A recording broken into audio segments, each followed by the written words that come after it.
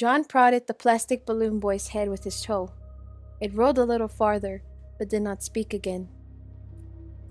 "Charlie?" Jessica said shakily. "Where are they?" "The big ones." "I don't know. My head is still spinning." Charlie glanced around quickly, then drew closer to the others as they surveyed the room.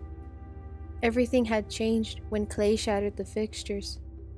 The realistic beasts and vicious-looking creatures were gone, replaced with strange, hairless versions of themselves. They no longer had eyes, only smooth, raised bumps of blank plastic. "They look like corpses," John said softly. "Or some kind of mold," Clay said thoughtfully. "They don't look finished." "It's the lights," Charlie said. "They were creating an illusion. Like the chip." "What are you talking about?" Jessica said. "What chip?" It's some kind of transmitter, embedded in a disc," Charlie said.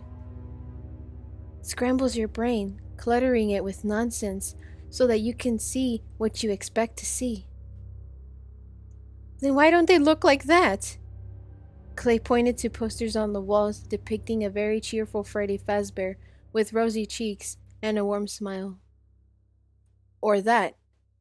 John had found another depicting Bonnie jovially strumming a bright red guitar so shiny it looked like it was made from candy. Charlie looked thoughtful for a moment. "Because we didn't come here first." She walked toward the posters. "If you were a little kid and you saw the cute commercials, then saw these posters and toys and all that stuff, then I think that's exactly what they would have looked like. Because you already have those images in your head," John said. He tore the Freddy poster off the wall and stared at it momentarily, before letting it fall to the ground. "But we know better. We know they're monsters. And we're afraid of them," Charlie said.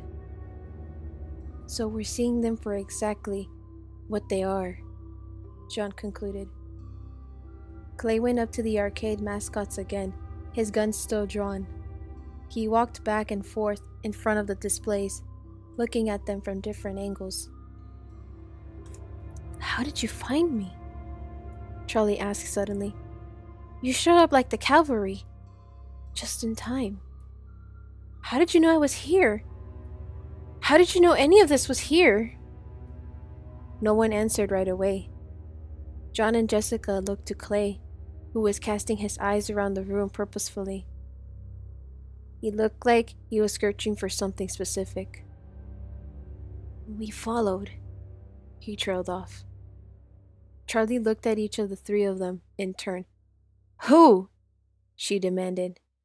But just as she spoke, the closet door burst open, banging against the wall with a ringing clatter. A Twisted Freddy who had taken Charlie came crashing out, his mouth still unhinged and swinging unnaturally. He was a nightmarish version of the Freddy they'd known as kids, with searing red eyes and the musculature of a monster. He turned his elegant head from side to side wildly, his jaw bouncing in place. "Run!" Clay yelled, waving his arms and trying to usher them together toward the door. Charlie was rooted to the ground, unable to take her eyes off the maw of the beast. "Wait!" Jessica cried suddenly. "Clay, these aren't possessed like the others. They're not the lost children." "What?" he said, momentarily stopping his frantic movement and looking thoroughly confused. "Shoot it!" Jessica screamed. Clay clenched his jaw and raised the gun and aimed at Freddy's gaping mouth. He fired once. The shot was only a few feet from Charlie's ear, and it was deafening. Freddy jerked back, the python-like jaw contracting, and for a split second his image blurred and distorted. The unnaturally stretched mouth began to close, but before it could, Clay fired again. 3 more times. in quick succession. With each shot, the creature seemed to glitch. It blurred, sputtering around the edges. Freddy's mouth curled in one itself, not quite closing, but shrinking inward as the bear hunched forward around its wounds. Clay fired one last time, aiming for Freddy's head. Finally, the animatronic toppled forward, a misshapen head on the ground. Freddy's image flickered like static on a television screen. The color faded from his fur. Then everything that made him Freddy winked out, leaving only a smooth, plastic figure in its place. It looked like the rest of the animals in the room, a blank mannequin stripped of its characteristics. Charlie approached the thing that had been Freddy cautiously. The ringing in her ears was beginning to fade. She crouched down next to the creature, tilting her head to the side. "It's not like the other mascots from Freddy's," she said. "These aren't made of fur and fabric. They're made of us. By twisting our minds." The words came out with the revolution she hadn't expected. "Charlie," John said softly. He stepped forward, but she ignored him. She touched the creature's smooth skin. It felt like something between plastic and human skin. A strange, malleable substance that was a little too soft, a little too slick. The feeling of it made her nauseous. Charlie leaned over the body, ignoring her disgust, and plunged her fingers into one of the bullet holes. She dug around in the slippery, inorganic stuff of the chest cavity, pretending not to hear Jessica and Clay's protests. And then she found it. Her fingers touched the disc, which was bent in half, almost broken. Charlie pried out a second piece of metal that was wedged beside it. She stood up and held it out to the others. A bullet rested in her palm. "You shot the chip," she said. "You killed the illusion."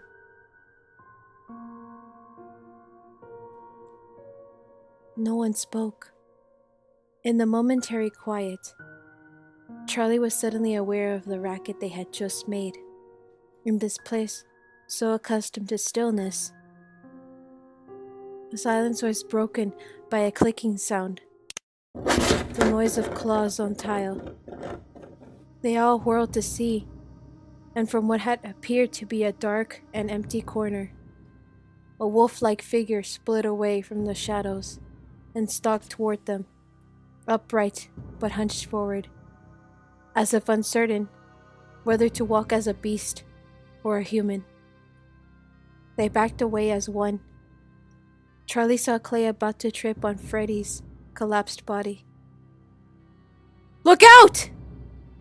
He stopped, turning to see, and his eyes widened at something behind Charlie. "There!" he cried, and fired a shot into the dark. They turned. An 8-foot, misshapen Bonnie, the rabbit counterpart to the creature on the floor, was blocking the doorway behind them. Its head was too large for its body, with eyes glowing white-hot in the dark. Its mouth was open, revealing several rows of gleaming teeth. Clay fired again, but the bullet had no effect. "How many bullets do you have left?" John said, measuring up the 2 threats still in the room. Clay fired off 3 more shots at Bonnie, then lowered the gun. "3, he said dryly. "I had 3. From the corner of her eye, Charlie saw John and Jessica draw closer together, moving a little behind Clay. She stayed where she was as the others retreated, transfixed by the 2 advancing figures, the wolf and the rabbit. She started to walk toward them. Charlie, John said with a warning tone. What are you doing? Come back!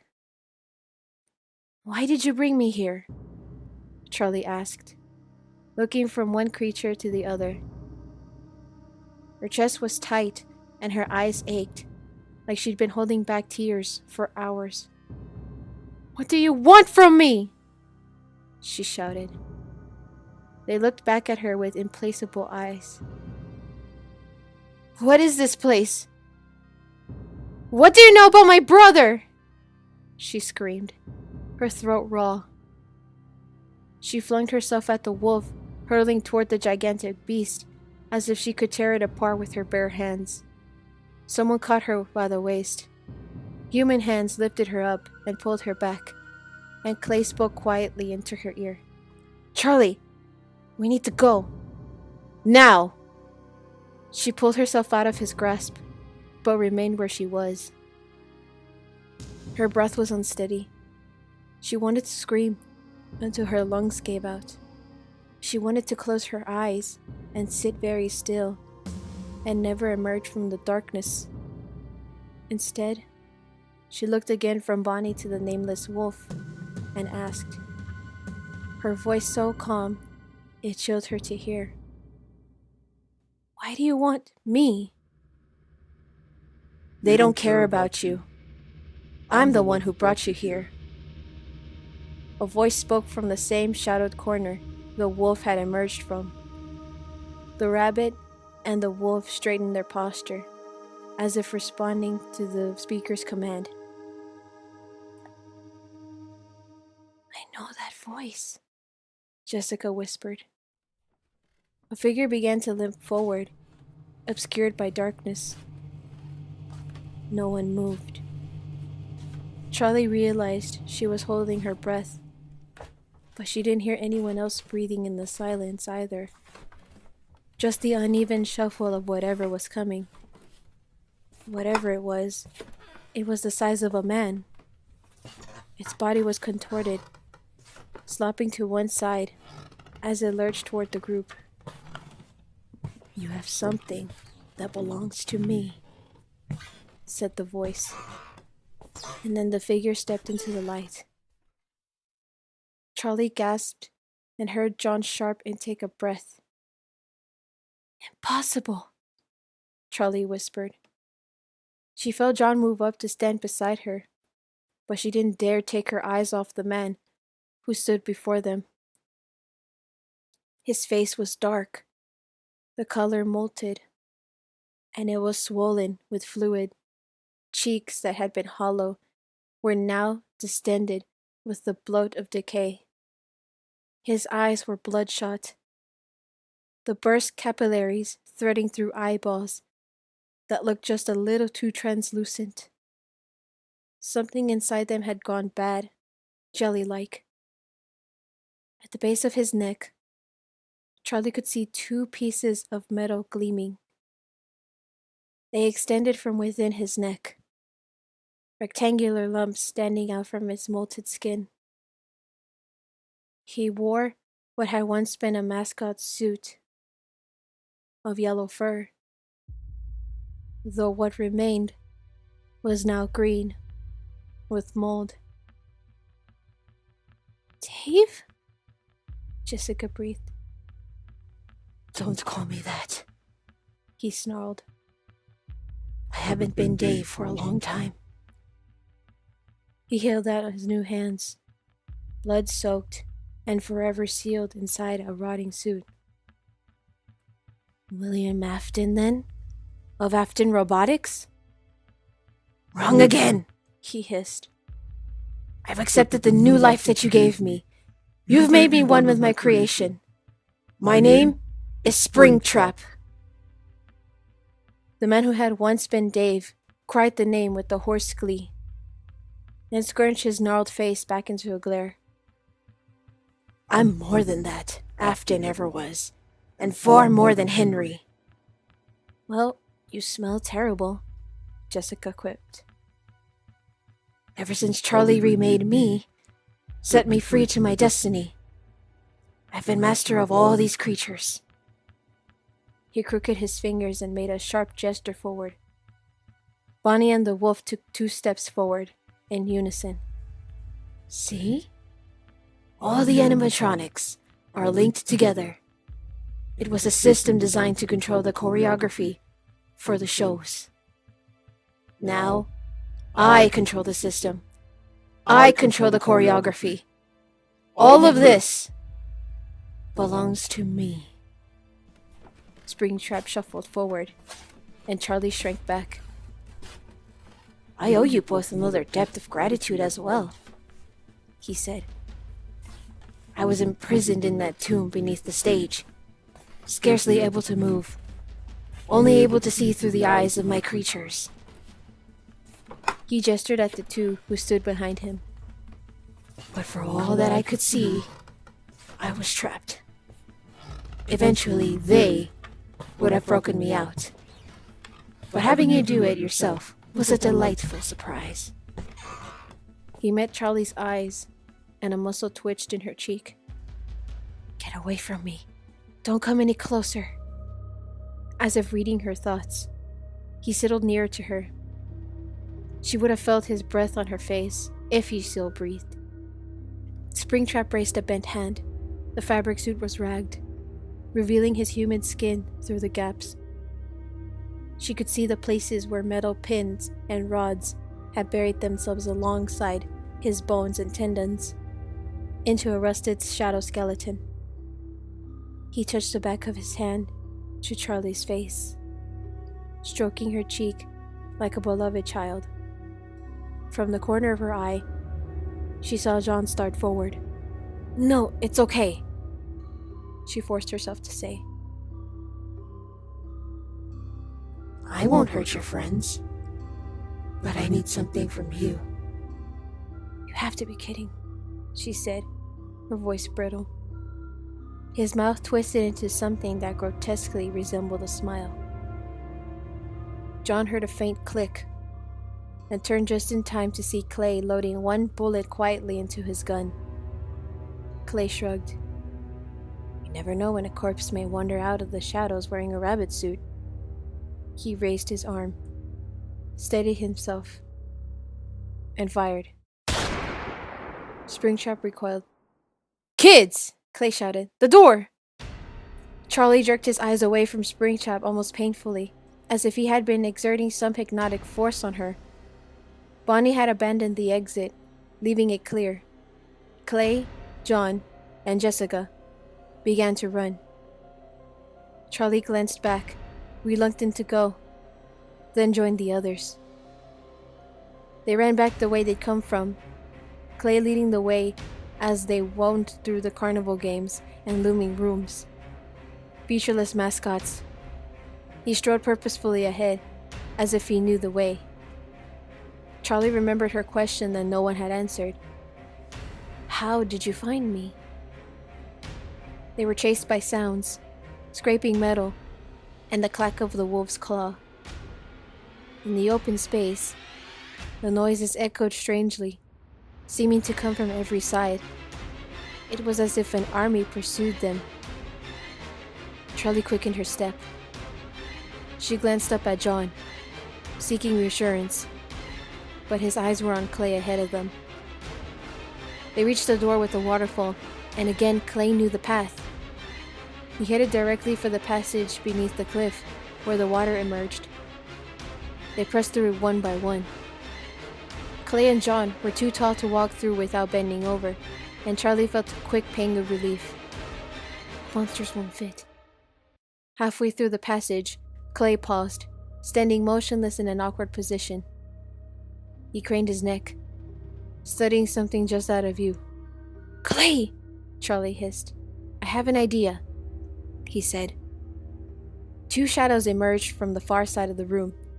Jessica glanced at the backlit tunnel beside them, ready to run from it. But Clay shook his head. Instead, he guided the group backward, none of them taking their eyes off the monsters. All that shielded them now was the river that bisected the room. The animatronics were approaching the water hesitantly. The wolf sniffed at it and shook his fur, and Bonnie simply bent down and stared. "Don't run," Clay said sternly. "They can't cross that thing, right?" Charlie said. As if responding to her clue, the two mascots stepped unsteadily into the river. Jessica gasped, and Charlie took an involuntary step back.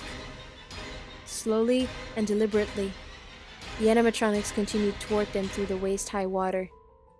The wolf slipped on the smooth bottom and fell. It dunked completely under the water for a moment, before scrambling to the side, thrashing violently. Bonnie lost his footing as well, but managed to grab the riverbank and steady himself, then continued forward.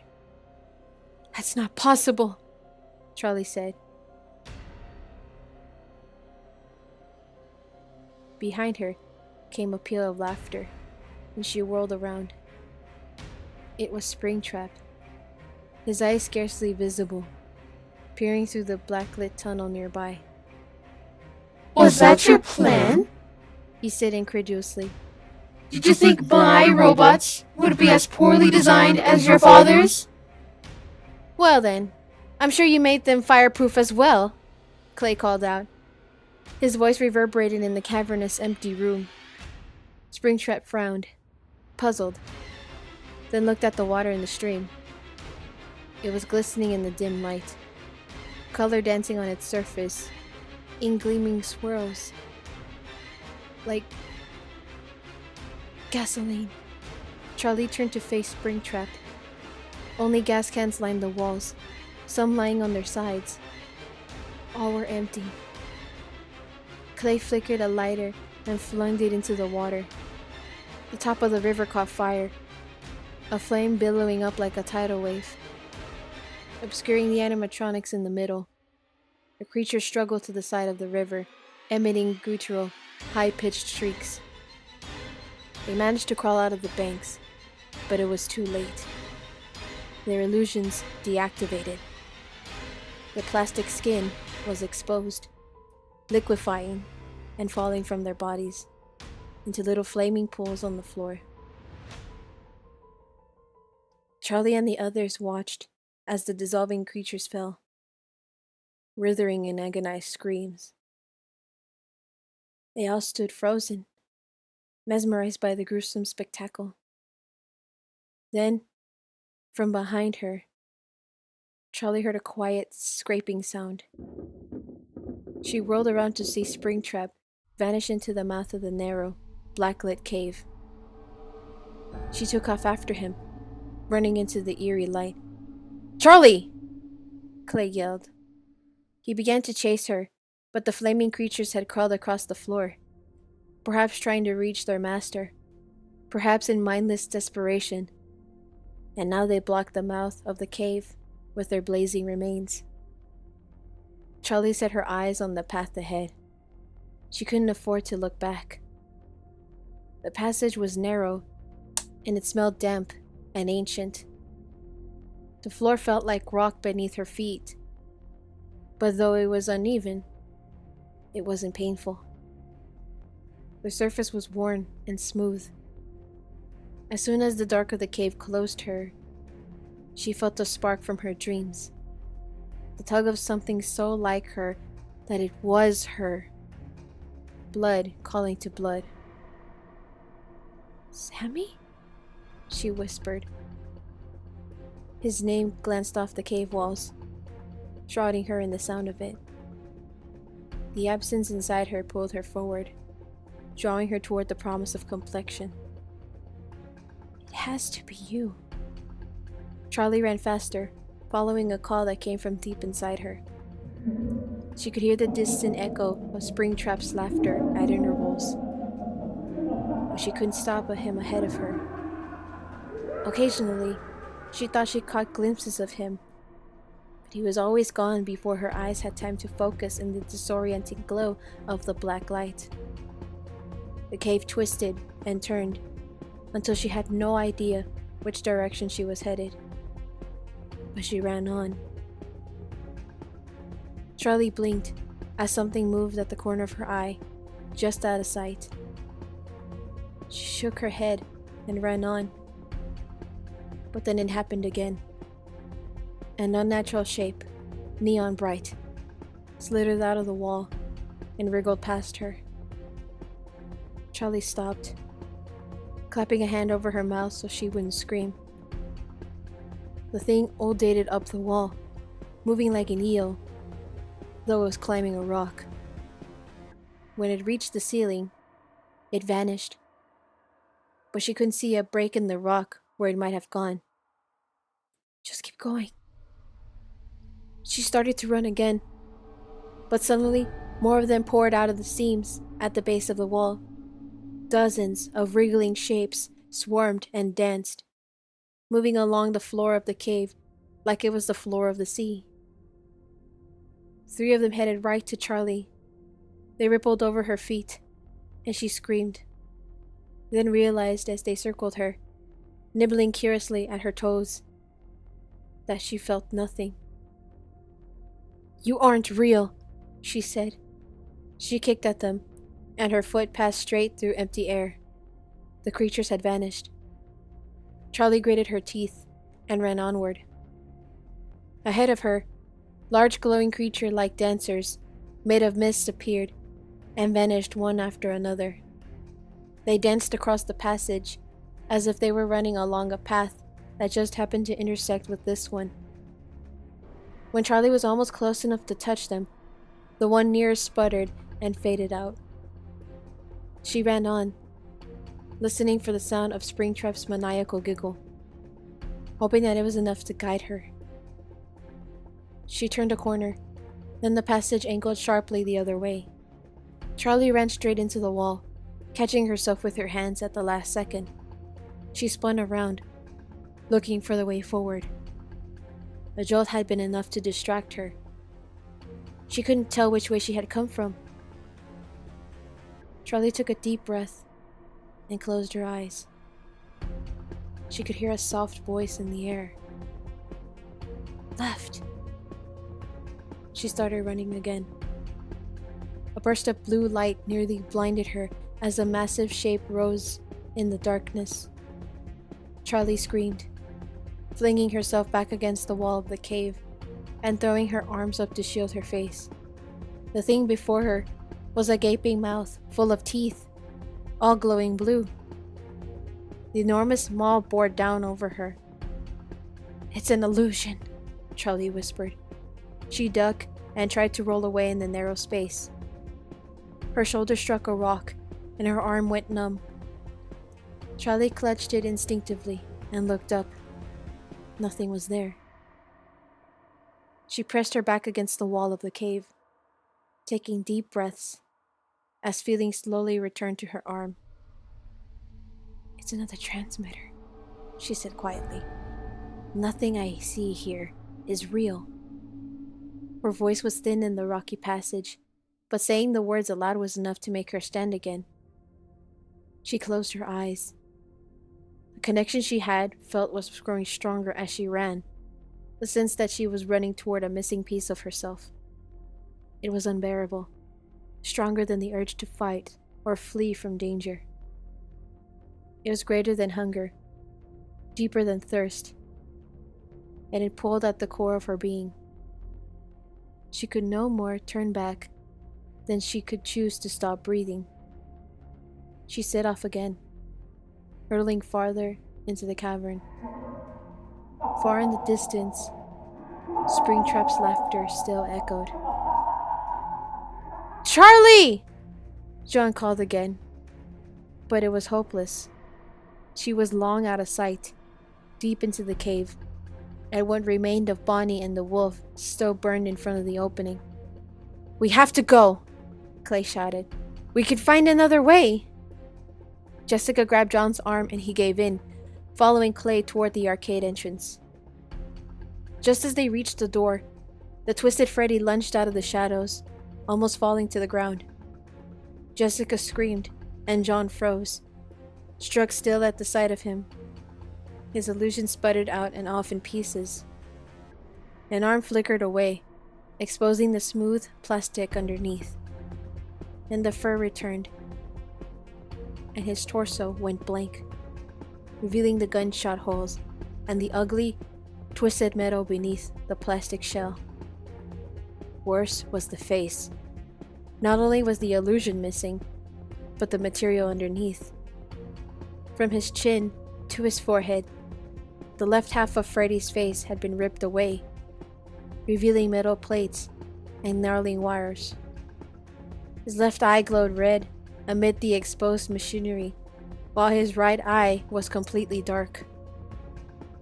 The noise behind them broke John from his horrified reverie. He looked back to see that Bonnie and the wolf had gone to their feet, still smoldering. Their plastic casings had almost entirely melted away, still dribbling slowly off their bodies, but the robotic works beneath seemed intact. They approached, steadily moving into position, so that John, Clay, and Jessica were surrounded. "Do you have any bullets left?" John asked Clay in a low voice. Clay slowly shook his head.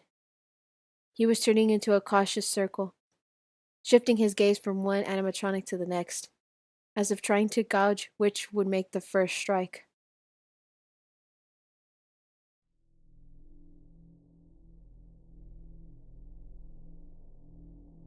Charlie ran steadily on, keeping her eyes on the path. She turned another corner and blinked. Something was glowing blue ahead of her. "It's not real," she told herself. She paused for a moment, but the glowing shapes didn't move. She kept going, realizing as she drew closer that the passageway was widening, opening out finally into a small alcove where the blue glow became clear. The floor was spotted with patches of mushrooms, their caps glowing in intense neon blue under the black light. She slowed her pace, went to the nearest grouping, and bent to touch the mushrooms. She snapped her head back in surprise when she felt the spongy substance. "They're real. Sort of," she said. Yes, said a voice beside her ear, and then she was choking. Springtrap grabbed her by the neck, crushing her windpipe. Charlie only panicked for a moment before anger returned to her, giving her clarity. She reached her arm out forward as far as she could, then jammed back, striking her elbow into his solar plexus with as much force as she could muster. His hands dropped from her throat, and she leaped free, turning to face him as he clutched his injured gut.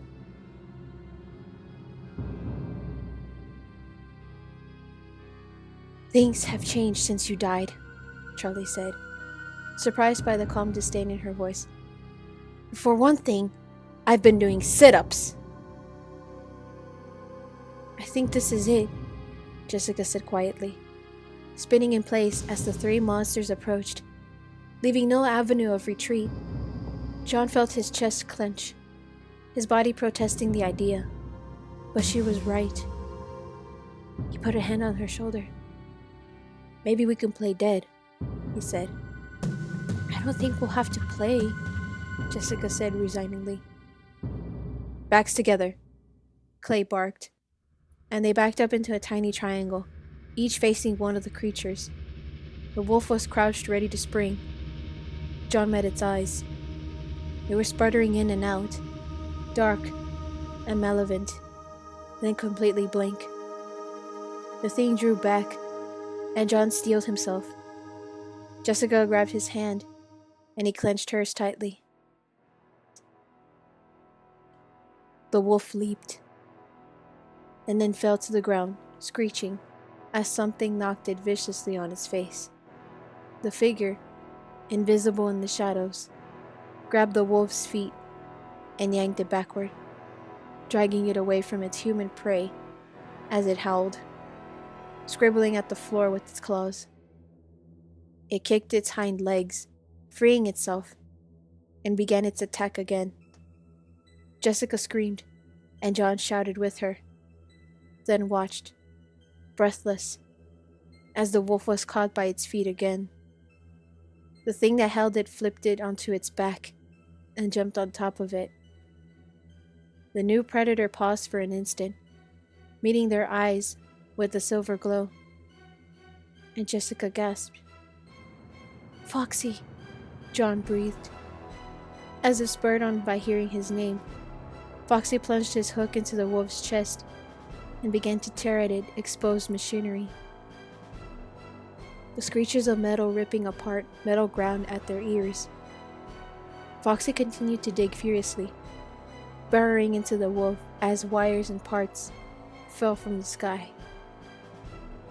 He snapped his jaws in the air, then tore at the wolf's stomach, wrenching out its insides and flinging them aside with a brutal efficiency. The wolf was overpowered, its limbs flailing helplessly before falling heavily to the ground. Behind them came another inhuman scream. John whipped around in time to see the fire-ravaged Bonnie on its stomach, being dragged steadily into the shadows. Its eyes blinked on and off in a panicked, meaningless pattern. It screamed again as, with a horrible grounding sound, it was torn to pieces by whatever lurked into the shadows. Pieces of metal and shredded plastic scattered across the floor, skittering out in front of the prone rabbit so that it could see the remnants of its own lower half. It screamed again, anchoring its claws into the tile in a last, futile defense, only to be pulled, screeching into the dark as though through a grinder. In the shadows, 4 lights glowed. John blinked, realizing they were eyes. He nudged Jessica. "I can see them," he whispered. "Chica and Bonnie. Our Chica and Bonnie." Beside the river, Foxy had torn the wolf's limbs from its body. He leaped from the ravaged torso and took an attack posture toward the large, Twisted Freddy, which twitched and flickered for a moment, then lowered its massive head and charged.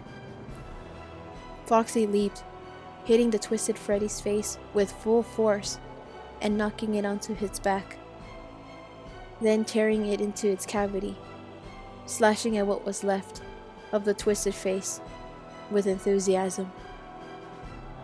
Something grabbed John, and he snapped out of his trance. The Twisted Bonnie grabbed him with an arm of exposed metal, but the eyes in the dark rose suddenly behind it. The original Bonnie grabbed the torso of the Twisted Bonnie and threw it aside to where Chica waited. She grabbed the misshapen rabbit's head and wrenched it off in a burst of sparks. John shielded his eyes when the smoke settled. All that remained was the hollow, burnt corpse of an unidentifiable monster. Bonnie and Chica had vanished into the shadows.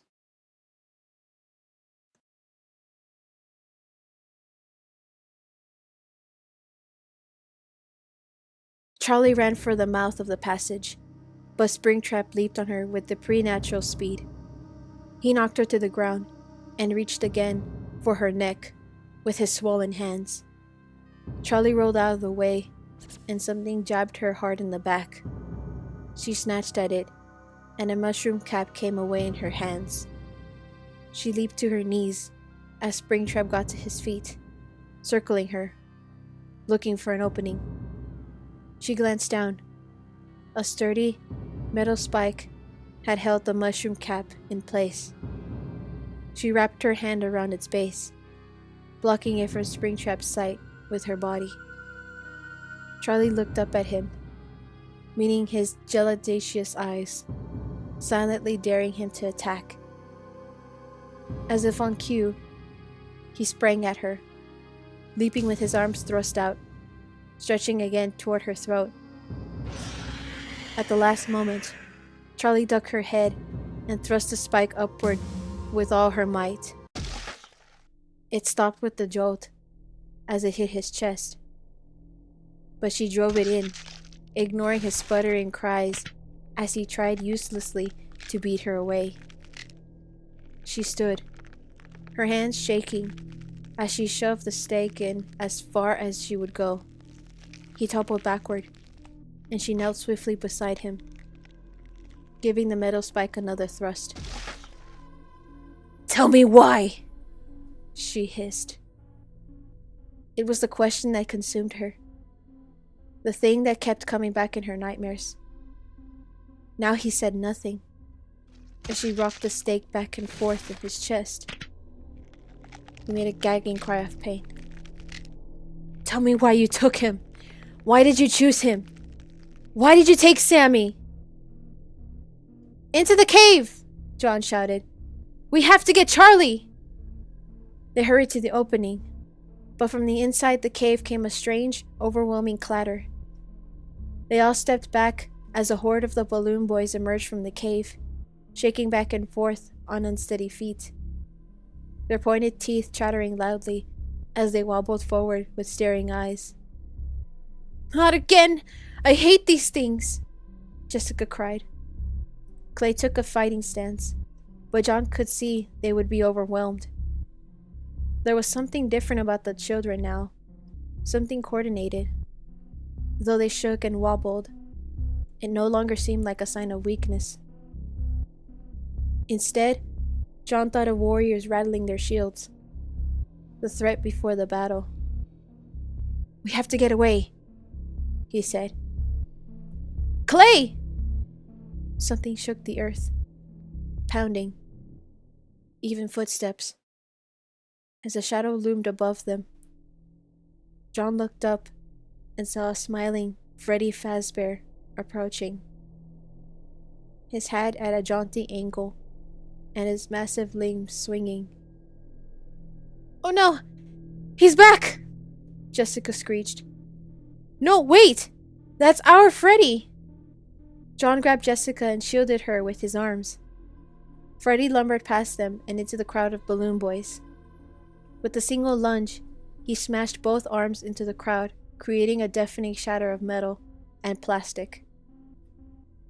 The air was filled with arms, legs, and broken shrapnel. Freddy got to his feet and grabbed one of the balloon boys, lifting it up like it weighed nothing. He crushed its head with one hand. Freddy tossed the body to the ground and stomped on it, pursuing the others as they ran. They scattered, but Freddy was moving swiftly, and the room resounded with the noise of cracking plastic. "Come on! Into the cave!" Clay yelled over the din, and they ran for the passage. They hurried down the narrow path, Clay at the front, and John taking up the rear, glancing behind to make sure they weren't being followed. Suddenly, Clay halted, and Jessica and John nearly ran into him, crowding up beside him. They saw why he'd stop. The path split, and there was no trace of Charlie. "There," Jessica said suddenly. There's a light!" John blinked. It was dim, but he saw it. Somewhere, down the passage, there was a blue glow, though it was impossible to tell how far away it was. "Come on," he said grimly, pressing past Clay to take the lead. "Why did you take Sammy?" Charlie cried again. Springtrap wheezed and smiled, but did not speak. She grabbed his head with both hands, desperate with fury. She lifted his head and brought it crashing against the rock where it lay. He made another sharp grunt of pain, and she did it again. This time, something began to ooze from the back of his head, running thickly down the rock. "What did you do to him?" Charlie demanded. "Why did you take him? Why did you choose him?" He looked up at her. One of his pupils had swallowed the iris of his eyes. He smiled vaguely. "I didn't choose him." Hands grabbed Charlie's shoulders, dragging her up and away from the semi-conscious Springtrap. She shouted and turned to fight back, only stopping herself when she saw that it was Clay. The others were behind him. She turned back, shaking with rage. "I'll kill you!" she cried. She lifted Springtrap up by the shoulders and shoved him back against the rock. His head bounced and lolled in the side. "What do you mean you didn't choose him?" Charlie said, leaning in close to him, as if she might read the answers in the battered face. "You took him from me. Why did you take him?" Springtrap's mismatched eyes seemed to focus for a moment, and even he seemed to have difficulty muttering his next words. "I didn't take him. I took you." Charlie stared, her fingers going lax, loosening on Springtrap's moldy suit. What? The rage that had filled her to the breaking point drained away all at once. She felt like she'd lost too much blood and was going into shock. Springtrap didn't try to get away. He just lay there, coughing and sputtering, his eyes once more unfocused, staring into a void Charlie couldn't see. Suddenly, the floor rattled beneath them. The walls rocked inward, and the whole cave shook. And something mechanical roared on the other side of the wall. The sounds of grinding metal filled the ear. "It's a battle royale out there!" Clay shouted. "This whole place is coming down!" Charlie glanced at him, and as soon as her head was turned, she felt Springtrap slip from her fingers. She whipped back and forth, just in time to see him roll through an open trapdoor at the base of an enormous rock, a few feet away. Charlie leaped up to follow him, but the floor quaked violently. She lost her footing, nearly falling as half the cave wall came tumbling down. She stopped, glancing around in confusion. Real rock and dirt cascaded all around them. "It's not the fake cave that's collapsing," she shouted to the rest. "It's the whole building!" "Is everyone okay?" Clay shouted. Charlie nodded and saw that John and Jessica were still on their feet. "We have to go!" Light shone through a crack in the wall ahead.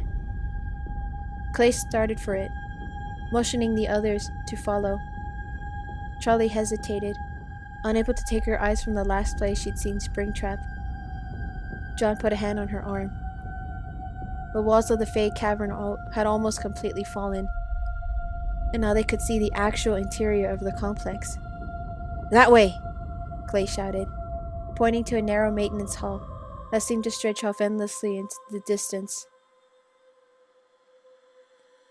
"None of these things will be able to fit through there."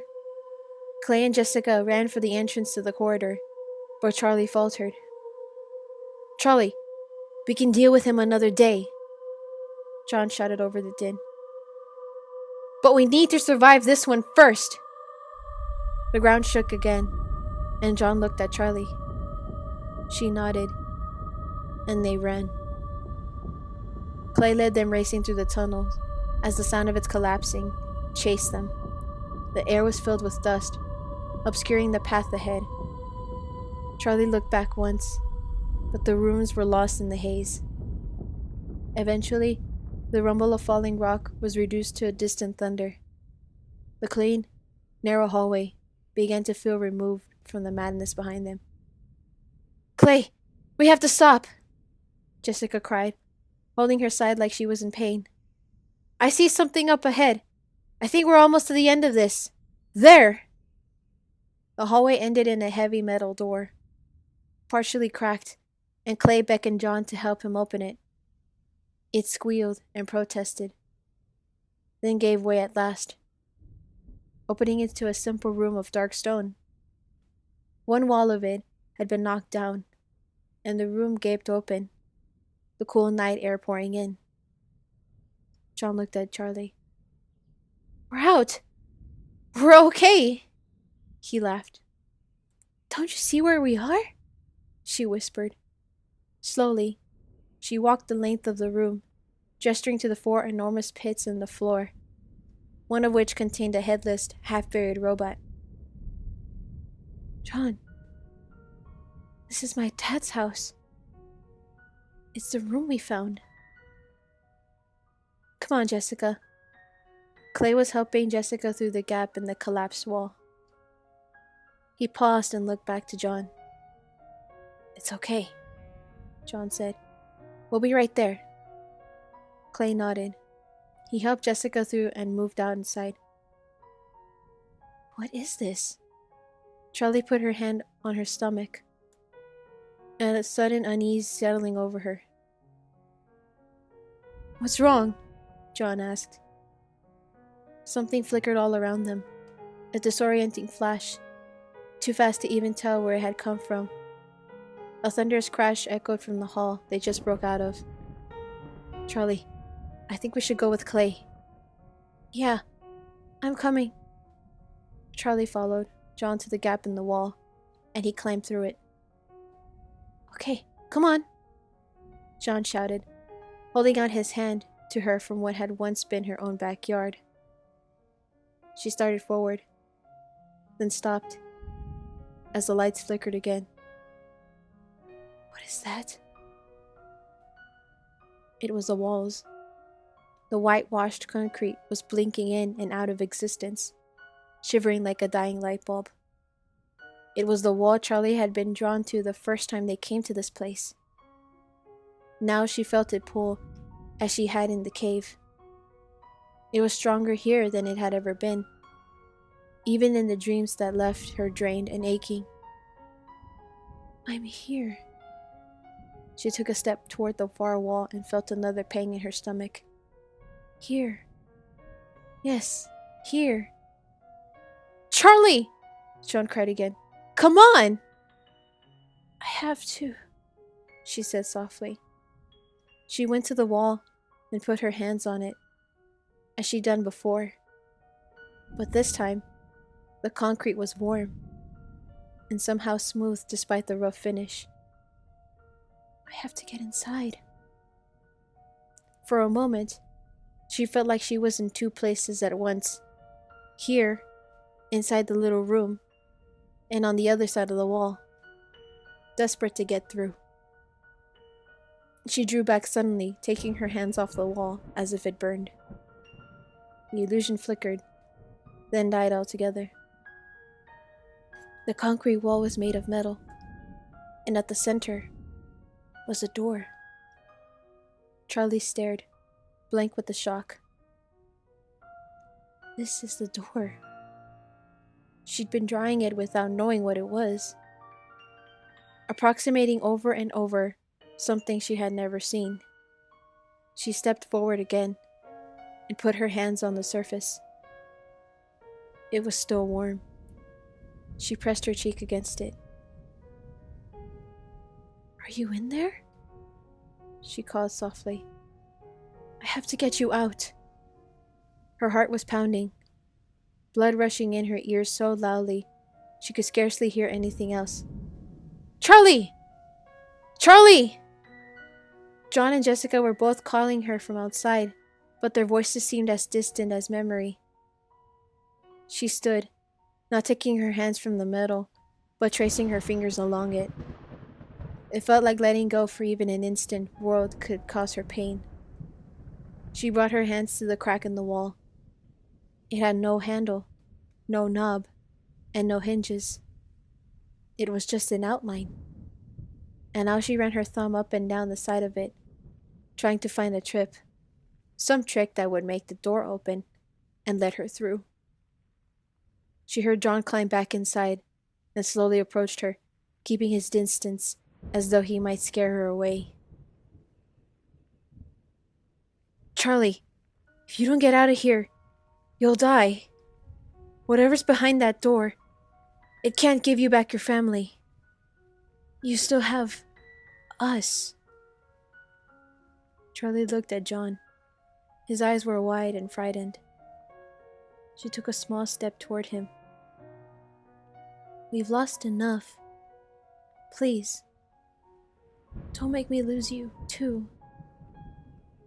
John pleaded. Charlie stared at the ceiling as it trembled. Clouds of smoke were pouring out of the corridor they'd come from. John coughed heavily. He was choking. She looked at him. He was terrified, unwilling to draw closer than he already was. She turned again, and the world around her faded. She couldn't hear John behind her, or smell the smoke filling the air. She laid her hand flat against the wall. A heartbeat. I feel a heartbeat. Though she made no intentional move, her body turned to the side. She tensed, committing to remain where she stood, without ever making the decision. Something began to hiss. The steady, gentle sound of air being released. From the base of the door came a rhythmic clicking. Charlie closed her eyes. Charlie! John grabbed her and turned her forcefully toward him, shaking her out of her stupor. Look at me! I'm not leaving you here! I have to stay. No, you have to come with us, he cried. You have to come with me. No, Charlie felt her voice trail off. She was losing strength. I love you, John said. Charlie's eyes stopped drifting. She fixed them on him. I'm taking you with me. Right now. He grabbed her hand roughly. He was strong enough to pull her away by force. She knew, but he was waiting for her to acknowledge him. She looked into his eyes, trying to let them bring her back. It felt like trying to awaken from a dream. John's gaze was an anchor, and she held it, letting him keep her steady, draw her back to him. Okay, she said quietly. Okay, John repeated, heaving the words out in a sigh. He'd been holding his breath. He walked backward, guiding her as he went. She climbed to the top of the broken wall and paused, bracing herself against the instant pull of the door and what lay behind it. She took a deep breath, then was torn backward by a colossal force. She ripped back through the rocks, her arms pinned to her sides. Charlie screamed, struggling to get away. Dimly, she heard John shouting close by. As she whipped her body back and forth against its grip, Charlie glimpsed the immense thing that had caught her. The Twisted Freddy stared blankly forward, or at least what remained of it. It held her with one arm. The other was gone, and the wires hung from its shoulder like extra bits of sinew. Its plastic casing had melted away, and what remained were metal plates and stays. A skeleton with unnatural bulges and gaps in its frame where the collapse had mangled it. Its face was a gaping hole, spilling teeth, and wire that hung in shapeless masses. Charlie couldn't see its legs, and after a second, she realized they were gone. It had dragged itself, one-armed, through the rubble. Wire spilled out of its body like guts, and when she saw its stomach, Charlie went cold with terror. Its chest had parted at the middle. Sharp, uneven teeth lined both sides. Charlie kicked at the animatronic, but it did no good. It forced her instantly into the chasm. The thing embraced her, pushing her deeper inside its chest. As they toppled backward together, the metal ribcage snapped shut. She was caught. Charlie! John was kneeling beside her, and she reached out through the metal stays. He grabbed her hand. "Clay!" he shouted. "Jessica!" Jessica was there in seconds. Charlie could see Clay struggling back through the narrow opening. "Wait!" Charlie cried as Jessica tried to pry the chest open. "The spring locks. They'll kill me if you touch the wrong thing. But if we don't get you out, you'll die anyway," Jessica shouted. Charlie saw for the first time that the mouth wasn't finished closing. It was layered, somehow, and metal plates began folding over her, like petals of a horrid flower. John started to stand, but Charlie tightened her hand around his. "Don't let go of me," she cried, panicked. He dropped back to his knees and pulled her hand to his chest. She stared at him, even as the metal plates closed over her, threatening to seal her off. Jessica tried to jam them delicately, without setting off the spring locks. "John," Charlie gasped. "Don't," he said roughly. "I've got you." The plates continued to slide down and meet in the center. Charlie's arm was trapped in the corner of the strange mouth, protruding from the only gap where the plates didn't meet. She looked around wildly. Another layer was closing. She was wedged into the suit haphazardly, her whole body crammed into Freddy's torso, and she could see nothing but dimming figures as more layers of metal and plastic closed over her. Above her, Jessica was trying to stop the next layer from emerging, and she felt Freddy's mutilated body lurch. "Jessica! Look out!" She screamed at the top of her lungs. Jessica leaped back just in time to avoid Freddy's violent swinging arm. The animatronic was on its back, but it struck out randomly, beating Jessica and Clay away. Its body rocked back and forth, and Charlie eyed the springs and robotic parts all around her. She drew her knees up to her chest, trying to make herself smaller. John let go of her hand, and she grabbed at his absence. She could no longer see outside.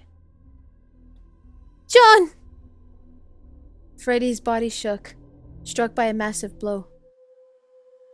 "Let go of her!" John screamed. Clay hefted a metal beam from the ground and struck at Freddy's head. The twisted bear tried to strike with its remaining arm. Clay ducked out of the way and hit it again from the other side, out of reach.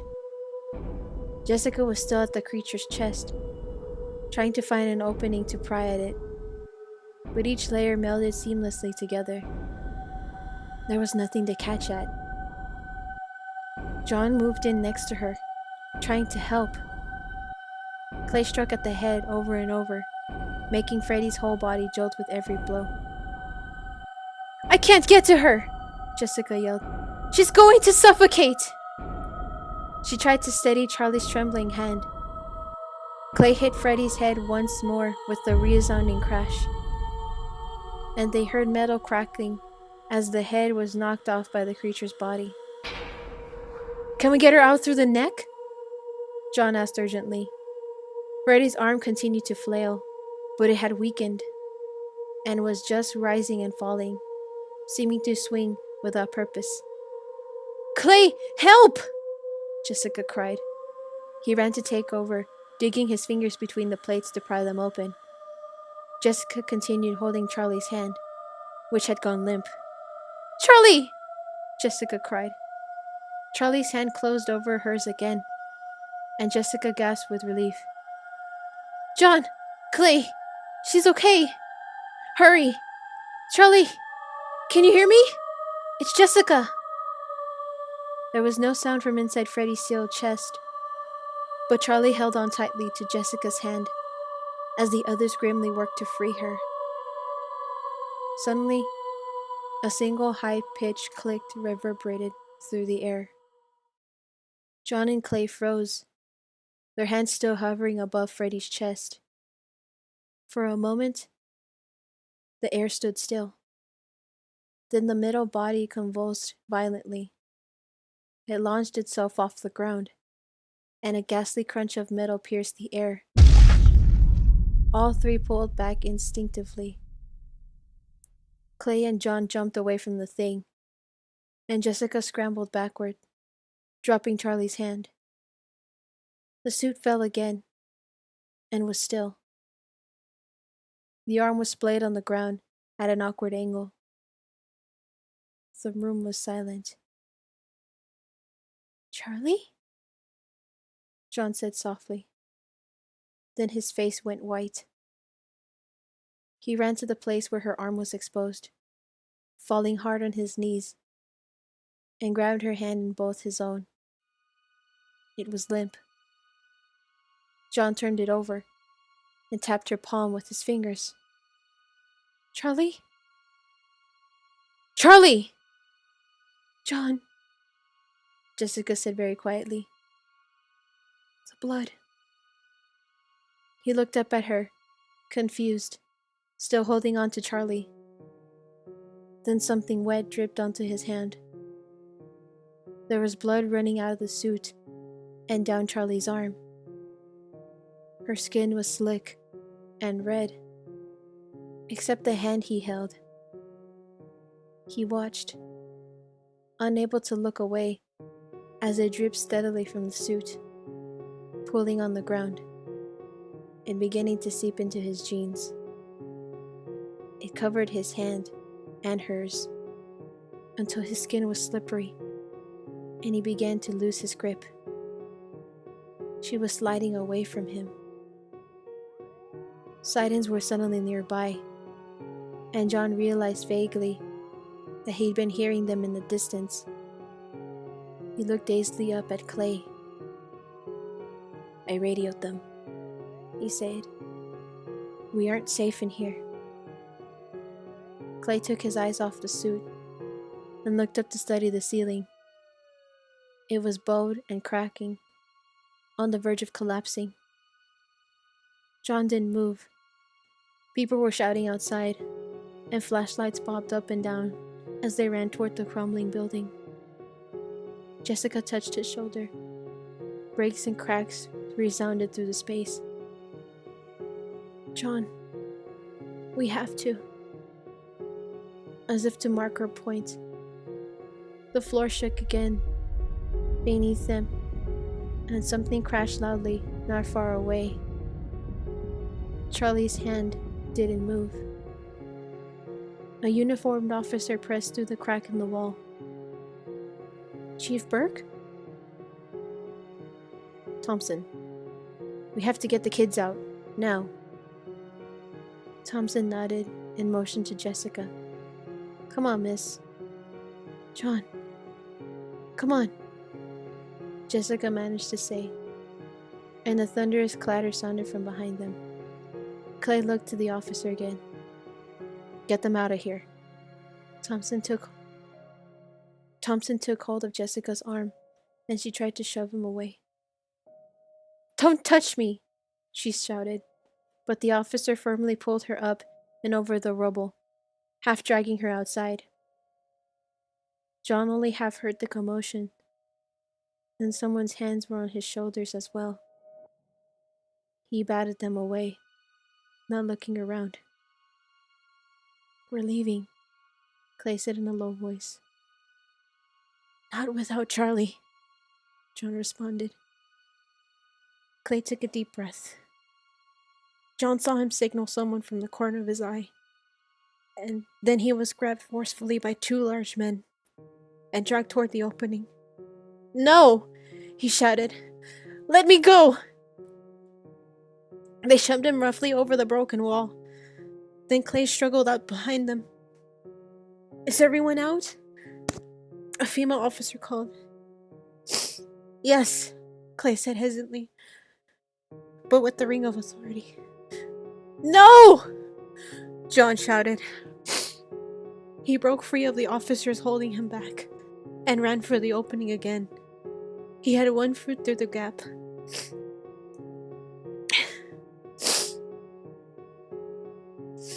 Then stopped dead as a sweeping flashing briefly illuminated the room in front of him. A dark-haired woman knelt in the pool of blood, holding Charlie's limped hand.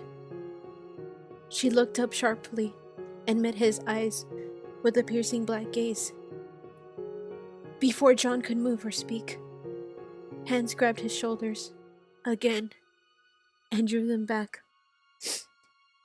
And then the whole house collapsed before them.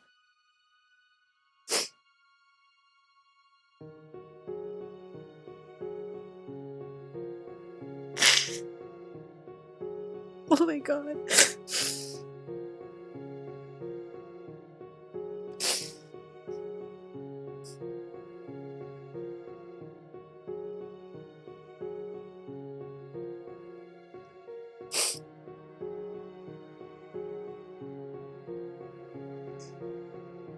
I mean, I can't. I don't know what to say. This isn't part of the chapter, by the way. I'm literally just crying right now. I'm so upset. Just give me a minute. I need time. I mean, oh my god, why?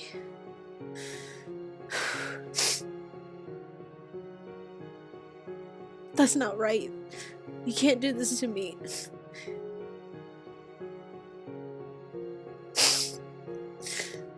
That's not true.